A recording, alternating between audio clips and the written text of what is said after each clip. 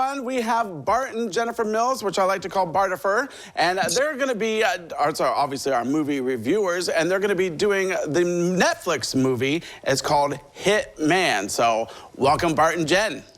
Good morning.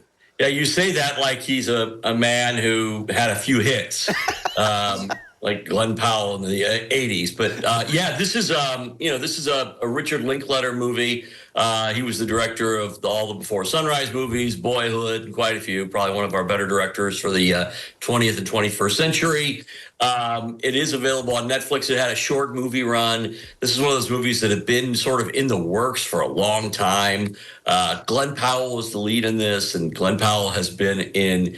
He's sort of having a hot moment right now. He was in Top Gun Maverick a couple of years ago. He just did that Anyone But You rom-com with Sydney Sweeney.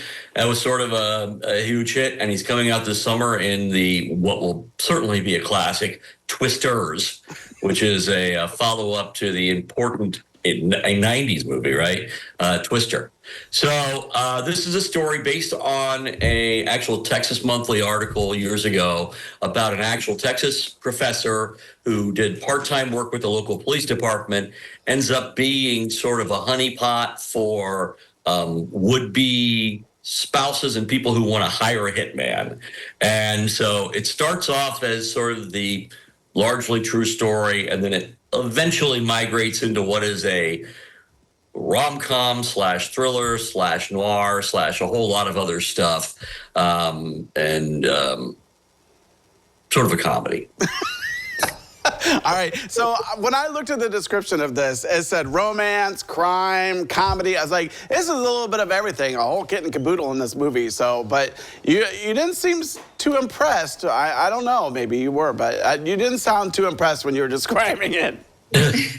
Well, he says comedy, and I would say that's loosely, I can't actually remember any laugh out loud moments, maybe a couple, but it's not like, a Will Ferrell comedy or something along those lines. I guess it's a rom-com. They do have some sparks, just mainly because they're two really hot people that you're putting together and putting them into sexual situations. Yeah, it just, for me, falls short of the mark on all of those subjects. And it's really sort of surprising that Linklater put out this movie, because his other movies are Oscar worthy. Yeah. What do you think? Well, I think this is, Linklater is a very good director. And so this is a perfectly well-made movie. Glenn Powell is, I think, pretty charming in this. Adria Arjona, who was the other star in this, and she was in Morbius and a few other movies.